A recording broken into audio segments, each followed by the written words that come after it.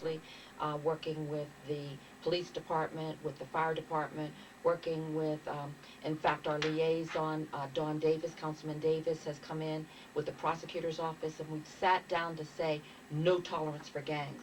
We've put in a truancy program to get kids off of the streets during the day, because we know that that's when most of the activity occurs. And so we've worked very hard on that side. Let's work on the no tolerance side. You cannot come into our schools and come into the schools with a violent nature. But on the other side, that we know it's important to provide other opportunities for students. If students don't have a place to go or things to do, then of course they're going to go into activities that they shouldn't be going into. And so we've been working on this side of what do we need to do as a district to build up all of the after-school programs, all of the evening programs, so that kids will have somewhere to drop in and to do something. One of the things that we have to realize is that clothing, for example, becomes actually a deterrent in the public schools. And so we're working very hard to try to put in a uniform policy, because if we can bring kids in and know that a certain color is not going to cause a gang incident, or that baggy clothes are not going to be able to hide some kind of a weapon. So we are working very closely very hard on trying to do the prevention piece, to also do the piece of supporting kids, but to also find all of the things that will prevent any kind of violence in the schools. Well, that right there is good, because you covered a question that I was going to ask you about uniforms, and but I'll say this here is, I'll ask this here, that how will you keep it, once you guys put the uniforms together for the kids, what actions will you take to make sure that it's mandated? Because I've seen with uniforms, schools start the uniform program, and it just don't seem to last, you know what I mean? That's right. So, how do you do that, especially, and going back to our civil rights struggle, and people that's picking themselves up, we go back to the 60s, where this has only been like 43 years since we ended the Jim Crow.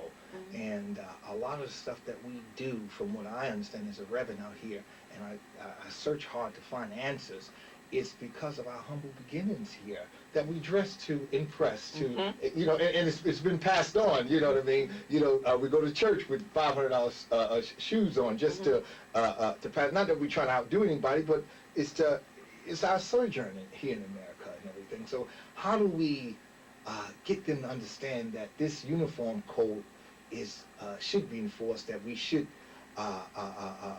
enforce it, and that they should respect the idea? I'm going to just go back to my husband and I, and our own children. Right. And what we used to say to our own children, you can be an outside package or you can be an inside package. And the thing that is important for us, that for our own children, was that we brought them up spiritually, that we brought them up intellectually, and we brought them up to be good people. And we used to say that outside clothing is not going to help you anywhere if you don't have all of the necessary inside pieces. And so I bring that out to the children at all times. It's not what you wear. I mean, you have to be presentable, you have to be clean, but it's not what you wear. If I sit down with you and you can't hold a conversation with me, then that suit no longer becomes the issue. Yes, and I'm glad you brought that up there, because a few weeks ago I had a conversation with a young man that grew up, I would say, 2 blocks from me. I don't know them personally, but I've watched him grow up the last 10, 11 years. I've been in the structure that I'm in Plainfield, and it's a suburb, basically a suburb, but the kid talked like, when I go into the prisons and talk to the inmates and stuff, he has the same dialect, the same everything. Now, this kid here is truly is not from that area, because I've watched him and his sister grow up. But talking with him, it was almost like talking, I felt like I was in Rahway State Prison talking to some of the inmates or whatever. And I just looked at it, and I didn't know how to comment on it, because he caught me, something happened to his car, and I was aiding him with the car. And, the way he talked, I was like, where do you pick that lingo up at? Because you grew up down the street from me. I watched you, and I watched him go to prom. I watched him go, and I believe they went to Plainfield High School and everything. So how do we deter that our kids want to manifest themselves in that light? That one I've been thinking about, and we talk about that often. it is, that's the duty of the parent. And that's the duty of the schools, and that's the duty of every adult that's on the street. Mm-hmm. That I think in many times kids pick up a certain lingo because they feel that's the only way that they're going to have some kind of power. We've got to empower them in different ways. We've got to say to kids, it's okay to be smart. It's okay to be brilliant. It's okay to understand that there's a world of opportunities out there, and you've got to compete. And so I always say to our kids that they're bilingual, that, African American children are bilingual in the sense that I can go with my friends and talk one way, Right. but then when I go to work, I talk a completely different way. I'm bilingual, Right. and I'm bicultural Okay. because I can go with my friends, my family, and we can sit down, and all of a sudden the language sounds very, Yes. very different. Yes. But then when I hit the table at work, that language sounds completely, I've gone in a completely different place. And so we've got to tell our kids, it's okay to be bilingual, but understand you must be bilingual. You can't be monolingual. You can't always use that term in every place that you go. And I'm glad you said that, Rick, because when you get down to it, a lot of these young lads, I call them young lads, are very brilliant. Mm-hmm. In fact, I've worked with the airline industry for 23 years. October will be 23 years, and we're having problems with the stock now. And I said, I think I'm going to sell. So I said, and I'm not a stockman. I'm mainly a bond person.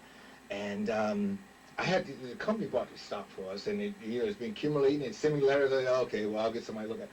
And the other day I sat down and I said, you know what? I told one young lad, I said, I want to sell a stock. He said, well, Mr. Jackson, if you want to sell a stock, he said, I'll sell it for you right now.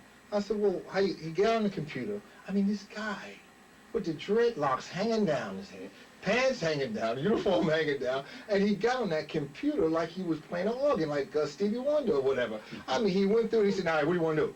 You want to sell it now? I was like, okay. Well, I was on the telephone talking to stop me. He said, well, what do you want to do? I said, well, I'm talking to the guy. He said, well, you can hang that up because all you got to do is push this. And he pushed the button, and there it is.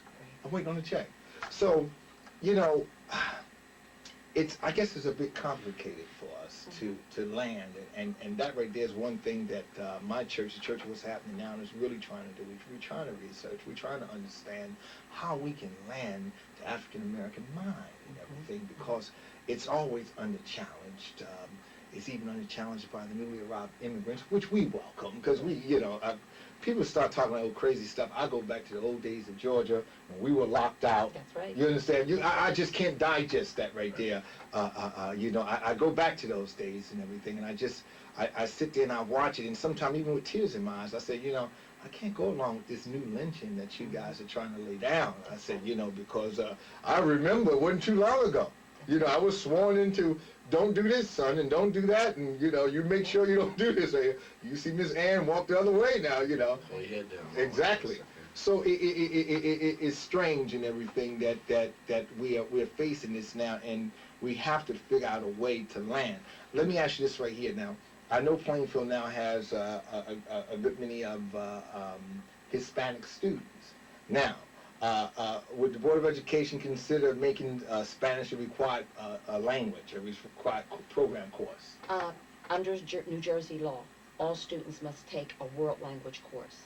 Okay. And so many of our children do take Spanish. However, some of our children take French, because we have French Creole students here in the district. Yes. And so last year we had a little incident with Hispanic and African American children. And what we did was brought the children in the room and said, you make this happen. Sure. This is your school, you make this happen. And one of the things that the kids talked about is that we can give each other reciprocal education. You teach me Spanish, I'll teach you English. Yes, and we can do this together. We are all required in the state of New Jersey, like I said, to have 2 languages. You must have a world language, so you either have to take, like I said, a French or a Spanish. One of the things that I've been trying to push also, which is it's going to cause a little bit of angst for people, is that I've been trying to also push Mandarin Chinese, because one of the things that we know that the next nation that's going to be the power nation is going to be China. What's going to happen when we can take a kid out of Plainfield that's going to be able to sit right beside a Chinese person and just blow them away? That's going to be an important piece.